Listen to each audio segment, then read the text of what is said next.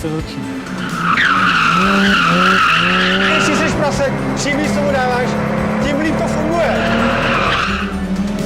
To miluju to auto, nebo. Ahoj, vítám tě u dalšího testu, tentokrát hodně zajímavého auta. Dorazili jsme zrovna teď před chvilkou do Curychu, do Sporteku a vyrazíme za Lukasem, který nám půjčí zatraceně zajímavé auto, se kterým vyrazíme do švýcarských Alp.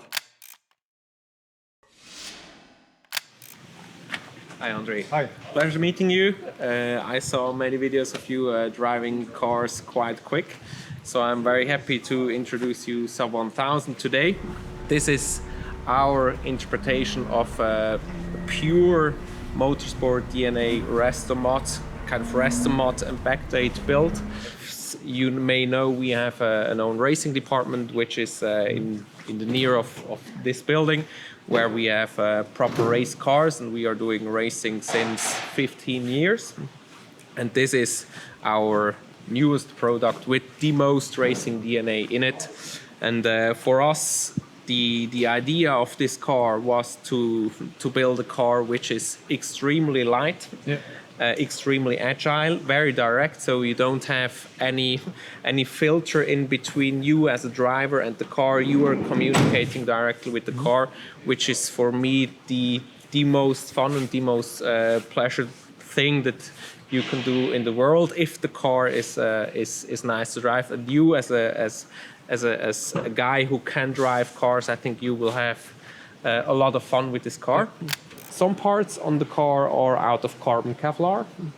We have carbon Kevlar doors, front fenders, bonnet, lid. Yes, this is a carbon Kevlar to reduce the weight on the car. For me, the most interesting thing is the combination of a completely modern electronics, modern ECU, modern fuse box, modern sensors also, the knocking sensor, the lambda sensor, and the modern injection, modern spark system with the old mechanical technology. So I think you're gonna have a lot of fun. For me personally, this is the boyhood dream. So if I got the money to buy a car, the final car, then it would be this. Yeah.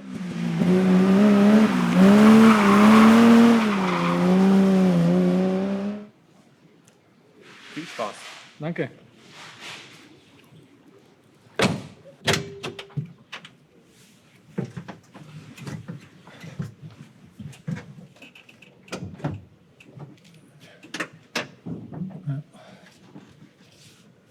No, super.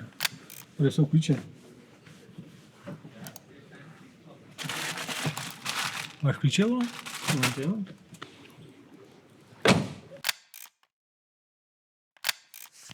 No tak jo, tak startujeme. Benzínová pumpa, natlakovaný. Rožneme světla. Jednička, ručka, všechno to má. No jdeme. Závodní spojka, takže je potřeba pořád plynovat, aby to nechcíplo.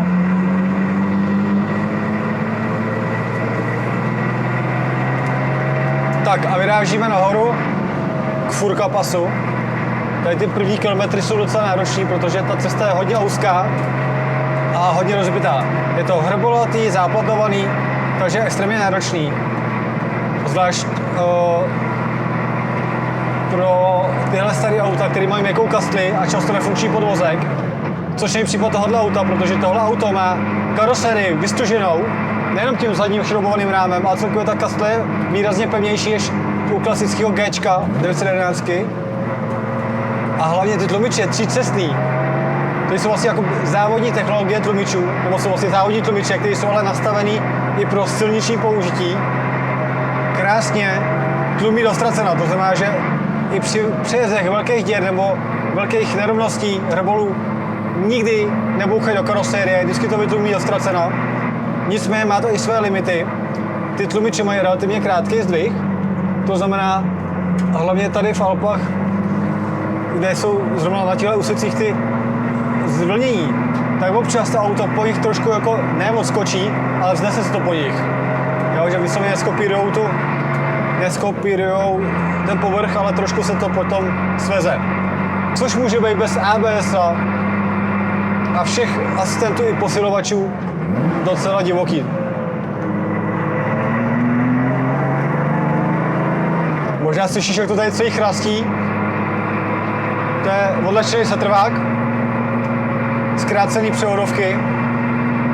1, 2, 3, 4 jsou tady hodně krátký, 5 je taková cestovní rychlost. Něco jako 7 u moderních Porsche.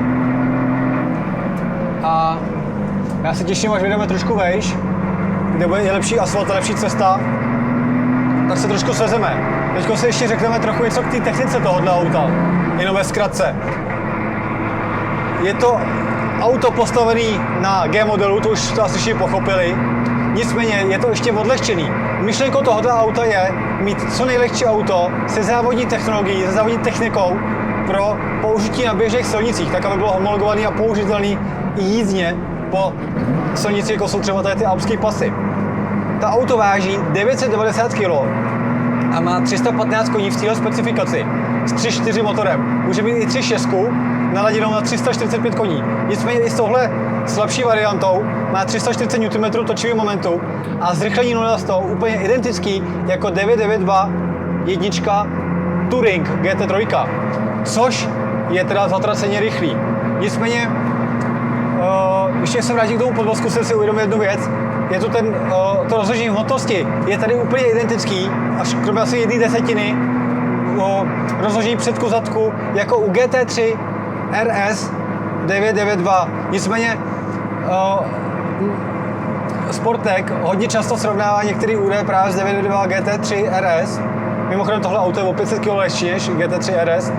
A vtipný je, že vlastně GT3 RS stojí polovinu co tohle auto. Jo, tohle auto stojí 600 000 švýcarských franků, což je skoro 16 milionů, nebo něco kolem 16 milionů podle kurzu. A to je hodně peněz.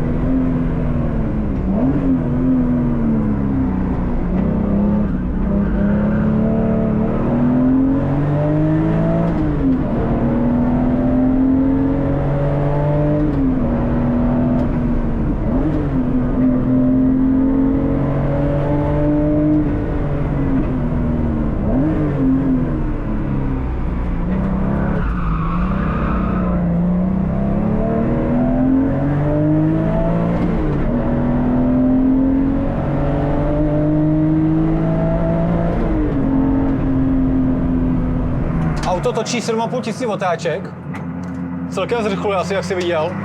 Prakticky okamžitě jsme tam měli přes 150, což na těchto úzkých cestách samozřejmě jezdíme v provozu, není úplně správně, ale když je volný úsek, tak si to dneska určitě užijeme, aby si viděl, jak to auto funguje a jezdí. A je pravda, že tím, jak se blížím k tomu Furka pasu, který je dost takovej vyhlášený a speciální, tak v kombinaci s tímhle autem je to teda určitě krásný pocit a připadám si, že zažívám něco, co není úplně standardní.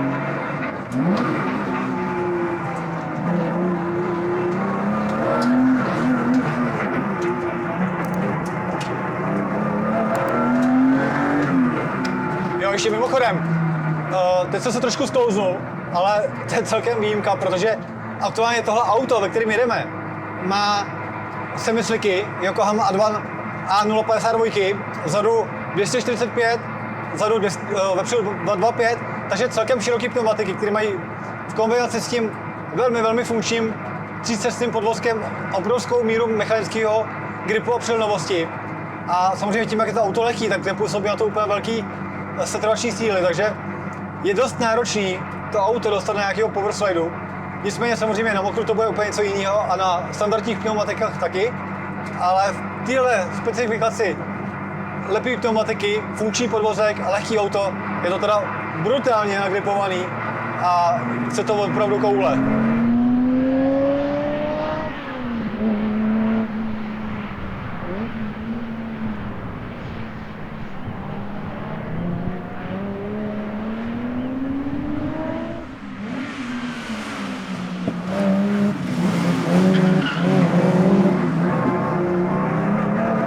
Zvlášť na silnici, která má na šířku maximálně tak 5 metrů. Jo, a další věci, které tady musíš používat, jsou meziplyny, protože samozřejmě, když pustíš spojku prudce bez meziplynu, okamžitě si blokují kola i přes tu nesmírnou trakci zadních pneumatik. Zajímavé je, že tohle auto je dost puristický, je dost mechanický a takový jako oldschoolový, ale zároveň má moderní technologie. Což je vlastně i myšlenkou Sportecu mít mechanický auto, který je moderní zároveň. Třeba například je zajímavý, že motor má přímý vstřikování, má jiný cívky než standardní motor z téhle doby, je kompletně předělaný, má i závodní elektroniku, jsou tam krásný kabely s těma závodníma konektorama, je tady spousta věcí z 992 GT3 Cup auta, včetně různých tady přepínačů a další věcí. A popravdě je cítit, že to auto funguje úplně jinak než standardní G-čko z té doby, který jsem řídil minulý týden. A je prostě takový ospalý, navohrabaný a no prostě je to kus starého auta, který už má lepší za sebou. Tohle auto je ostrý a je to právě tou elektronikou a tím přivystřikováním a dalšíma věcma. Samozřejmě ten motor není vylepšenou elektronikou, je kompletně převrtaný, má jinou hlavu, má jiný sání karbonový, jak už jsem říkal. Ale je zajímavý, že elektronika není jenom o těch cívkách, ale třeba i plyn je elektronický, což je takhle vlastně manufakturně postaveného auta velmi zajímavý, že vlastně ta řídící jednotka toho auta, pojistková skříň, všechno tady úplně jiný než u klasického starého G-čka.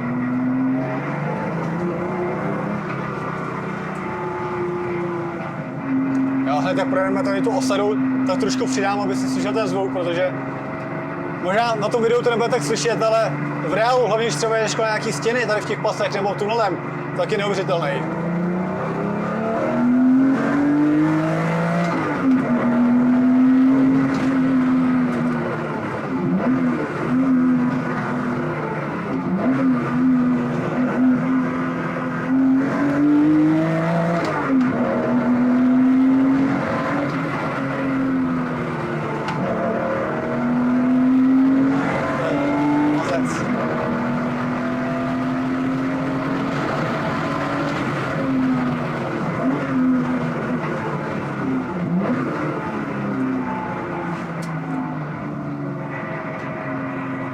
No, byl tady kousek rovinky, jeli jsme asi 180-190 a měl jsem na čtyřku, dejme tomu 5000 otáček, takže to auto je mimořádně rychlý.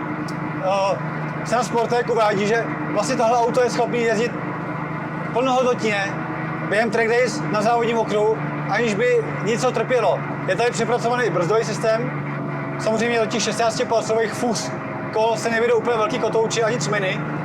Ty spiny jsou mimochodem originál Porsche a zmíněná samozřejmě směs brzdového obložení a těch samotných kotoučů. A ty brzdy jsou mimořádně výkonný a díky tomu, že jsou vlastně bez ABS a posilovače brzd, tak jsou strašně dobře predikovatelný a čitelný a ten brzdný tlak se perfektně dávkuje. Pokud tam není nějaký hrbo a to neodskočí na brzdí teda, samozřejmě to je další věc.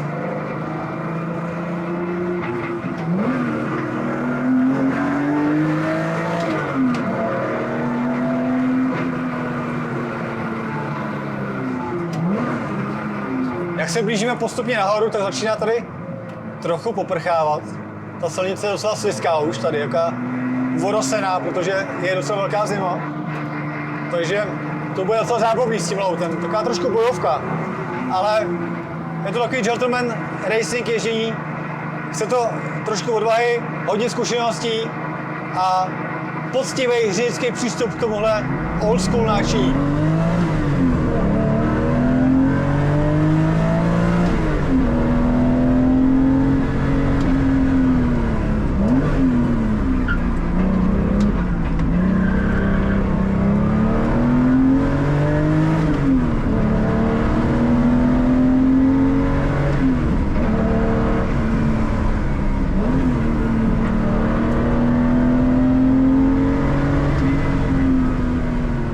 Přiznám, že jsem na Furka pasu úplně poprvé. Mám z toho obrovské očekávání, který se zatím úplně nenaplňuje, ale ta krajina je tady hodně odlišná než od mých oblíbených dolomických pasů a ještě trošku jiná i než v Rakousku, třeba na Grossglockneru. Je to specifický, ale ta asfalt je zatím nejhorší ze všech pasů, který jsem v Alpách projížděl. To jsem jich projel teda, troufnu si říct, opravdu hodně.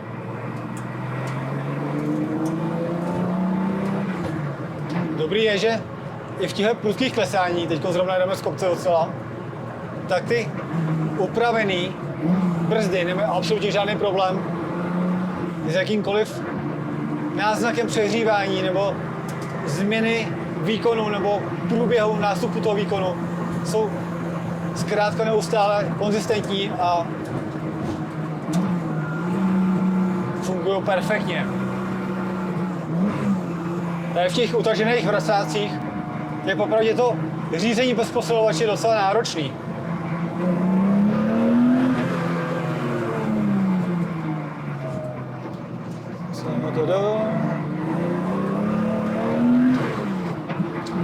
Mimochodem na to, že to auto je takhle tuhý, tak na té brzdě z kopce se odsazuje ten zadek, podobně jako v moderních 911. A dá se docela dobře pracovat s hmotností toho auta, což mě u takhle lehkého auta docela překvapuje. Hele, hotel Belvedere, tak to už jsme vlastně na konci Furka pasu, tak to jsem poměrně zklamaný, to stojí docela za hovno. No, tak jdeme dál. Já si fotím hotel Belvedere, že jsem tu byl. Už jsem kvůli tomu nepotřebuje. Maximálně špedu okolo, se tady zastavím, ale není to zase taková mega pecka.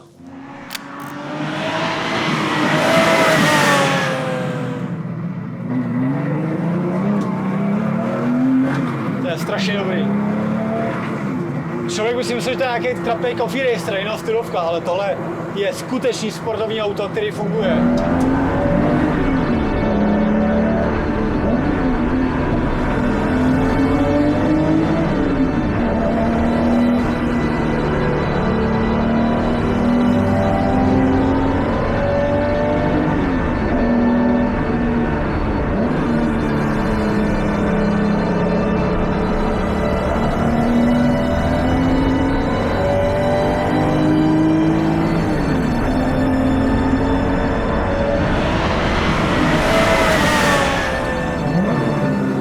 Musíš umět řídit, jinak absolutně nemáš šanci využít ani z poloviny jeho potenciál.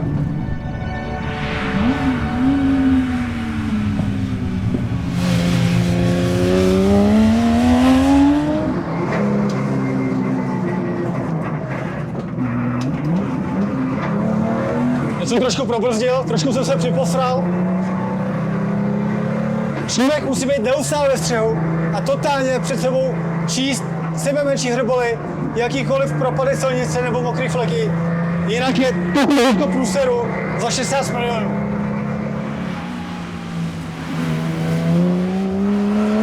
Ty reakce řízení. Sportek to řízení zkrátil, nebo má kratší dráhy oproti standardnímu Gčku, ale v kombinaci jsou geometrii, co se kluci dali.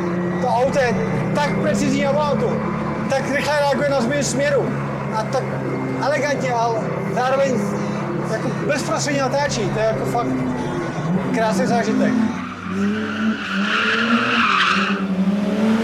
Je zkrátka potřeba s tím neustále makat a pracovat.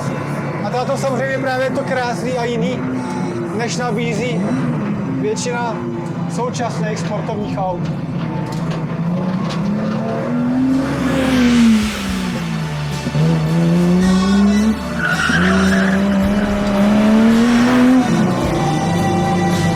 Boží. Naprosto geniální.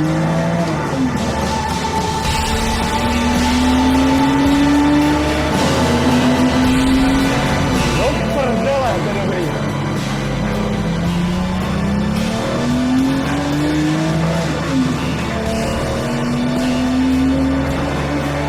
To strašně jede to auto. Jak jedna si z kopce do kopce, to auto jde furt stejně, jo. Brutálně to zrychluje. V jakýkoliv situaci.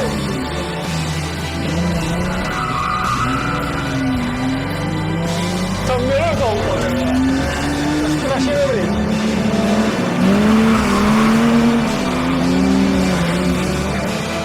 Čím větší seš prasek, čím víc tomu dáš, tím líp to funguje.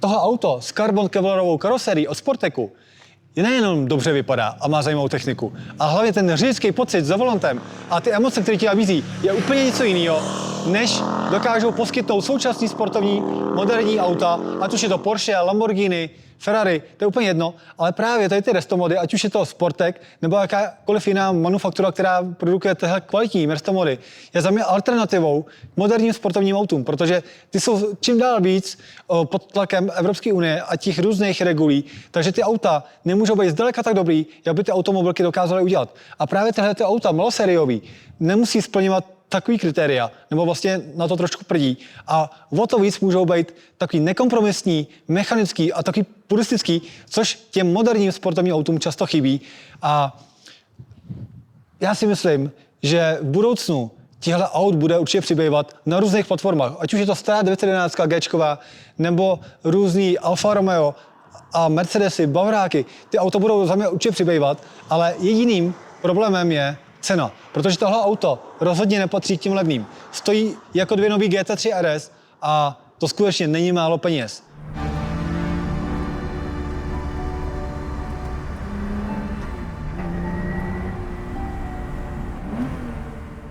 Pokud tě tyhle videa zajímají, nezapomeň odebírat náš YouTube kanál, přidávat komentáře, jaký auta byste viděli příště a můžete se těšit na stále zajímavější a zajímavější recenze. Ahoj!